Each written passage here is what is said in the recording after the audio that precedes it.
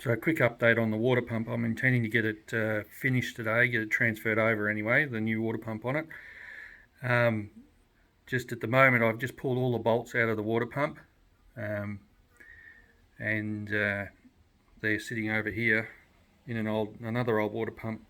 They're all different lengths, as you can see, and so you need some way of referencing those lengths. So I've used the other old water pump that I've got, and I've just transferred the bolts into the right bolt holes, so that when I put the new pump on, I'll know exactly which bolts go in which hole. So far so good. The nuts I thought would be a real pain to get out because it's pretty rusty and messy in there, but they all seem to crack okay. The heads were a bit messy, but I was able to clean them off and get the socket over the top, and they came off nice and easy. So the next step will be to lift the water pump out. Now the water pump, apparently according to the manual, you pull it from the bottom up to clear some dowels. There's a little O-ring just down in here, and that'll need replacing. As you can see with this water pump, it's been losing water or something at some point, and this car came from South Australia, and I suspect the water was a bit hard and has caused a bit of corrosion and stuff, or build up of some sort of metallic substance on all the cooling side of things, and so yeah, it needs a bit of a clean up, I think, as well. Anyway, that's where we are so far. So I've taken the pump off, took a little bit of gentle persuasion. I don't know if I can show you here. It's almost impossible to turn, and it's got lots of play in here, which is a bit hard to show on camera with one hand here. There's a lot of play in the shaft, and it's stiff, almost seized. So it was definitely gone, which is a good thing. The problem I've got at the moment is actually this thermostat housing. What I noticed when I pulled the pump off is that the little bypass tube here is blocked. A little bit concerning. I don't know how that fares for the rest of the engine, but also this thermostat housing, you can see it here, is corroded, just in here. So I've undone the bolts. I'm trying to get it off, and even with a bit of gentle persuasion, it's not moving. I've got a replacement from a donor engine, so this is the replacement here. So it's in better condition, although I noticed in the engine there's a lot of debris from I don't know, from probably crap in the radiator and stuff like that. But I'm not planning to use the donor engine as an engine at the moment anyway, and I would pull it apart, strip it down, and hopefully get it rebuilt if I was going to put it in here.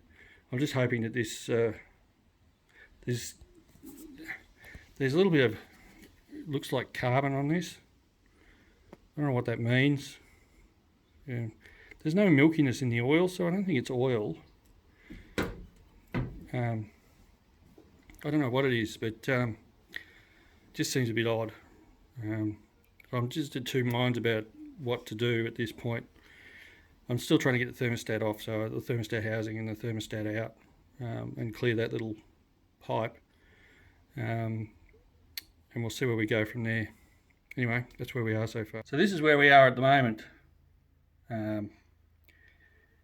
I've removed the water pump, and I'm at this point, if you can see down in here, at this point I'm removing the thermostat housing. I have another one off another motor, I think I mentioned that before, and this has been one major effort. I've broken a chisel trying to lever it off.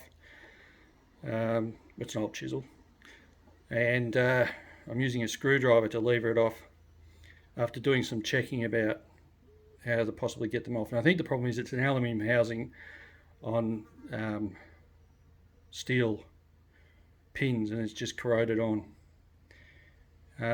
But we'll see how it goes. I'm feeling positive now that I've got it at least to the top of the pins. I'm having a bit of trouble moving it from there, but we'll see how we go, and we'll see if we can remove it. But it needs to go, and I'll probably need a new thermostat as well. And there's a lot of crap in it. So it might, I might even need to flush the whole radiator and whole cooling system. Anyway, that's where we are at the moment. Well, the thermostat housing came off relatively easy from that point. Just had to use a different lever. But I don't know if you can see down in there, there is just full of sludge. So I'd suspect the whole water system needs a good flush. I mean, you can stick your finger in it and pull it out, it's like mud. So that needs to be dealt with. Here's the thermostat housing. As you can see, it's worse for wear. Really needs to be thrown out. Lucky I've got a good one.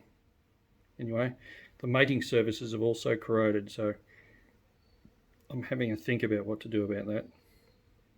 I don't really want to pull the engine down, but this stuff is starting to look a bit serious. We'll see how we go.